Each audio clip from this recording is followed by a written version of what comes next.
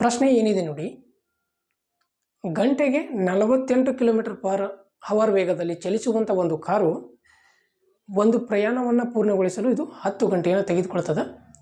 ಇದೇ ಒಂದು ದೂರನ್ನು ಇದೇ ಕಾರು 8 ಗಂಟೆಗಳಲ್ಲಿ ಪೂರ್ಣಗೊಳಿಸಬೇಕಾದರೆ ಎಷ್ಟು ವೇಗವನ್ನು ಹೆಚ್ಚಿಸಬೇಕಂತ ಪ್ರಶ್ನೆ ಕೇಳಿದ್ದಾರೆ. ಇದು ಮೊನ್ನೆ ನಡೆದಂತಹ PASAಯಲ್ಲಿ ಕೇಳಲಾದಂಥ ಪ್ರಶ್ನೆ. ಇದನ್ನು ಯಾವ ರೀತಿ ಬಿಡಿಸೋದಂದ್ರೆ ನೋಡಿ, ನಮಗೆ ಏನು ಕೊಟ್ಟರು ಅಂದರೆ ಇಲ್ಲಿ ವೇಗವನ್ನು ಕೊಟ್ಟಿದ್ದಾರೆ. ವೇಗ ಎಷ್ಟೈತಂದ್ರೆ 48 ಕಿಲೋಮೀಟರ್ ಪರ್ ಅವರ್ ಅಂತ ಇದೆ. ಹಾಗೆ ಕಾಲ ಎಷ್ಟಿದೆ 10 ಗಂಟೆ ಅಂತ ಕೊಟ್ಟಿದ್ದಾರೆ. 10 ಗಂಟೆ, ಹೌದಾ?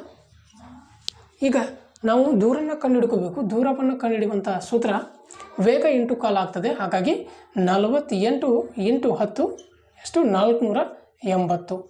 ಆ ದೂರ ಎಷ್ಟು ಅಂದರೆ 480, ಹೌದಾ? ಇದೇ ಒಂದು ದೂರನ್ನು ಇದೇ ಕಾರು 8 ಗಂಟೆಗಳಲ್ಲಿ ತಲುಪಬೇಕಾದ್ರೆ ಎಷ್ಟು ವೇಗವನ್ನು ಹೆಚ್ಚಿಸಬೇಕಂತ ಕೇಳಿದ್ದಾರೆ. ವೇಗವನ್ನು ಕಂಡುಹಿಡಿಬೇಕಂದ್ರೆ ವೇಗ ಡಿವೈಡೆಡ್ ಬೈ ವೇಗ ಈಸ್ ಈಕ್ವಲ್ ಟು ದೂರ ಡಿವೈಡೆಡ್ ಬೈ ದೂರ ಎಷ್ಟು 480, ಕಾಲ 8 ಅವರ್ ಅಂತ ಕೊಟ್ಟಿದ್ದಾರೆ, ಹೌದಾ? 8 ಒಂದಲೇ 8 6 48 ಅಂದರೆ 60, ಹೌದಾ?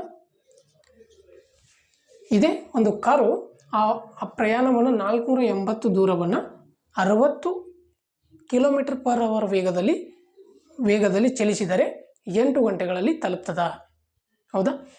ಮುಂಚೆ ಎಷ್ಟಿತ್ತು 48 ಇತ್ತು. ಈಗ 60 ಅಂದರೆ 60ರಲ್ಲಿ 48 ಮೈನಸ್ ಮಾಡಿದರೆ 12 ಕಿಲೋಮೀಟರ್ ಪರ್ ಅವರ್ ವೇಗವನ್ನು ಈ ಒಂದು ಕಾರು ಹೆಚ್ಚಿಸಬೇಕು. ಹಾಗಾಗಿ option B right answer, 12 kilometre per hour, ಹೌದಾ?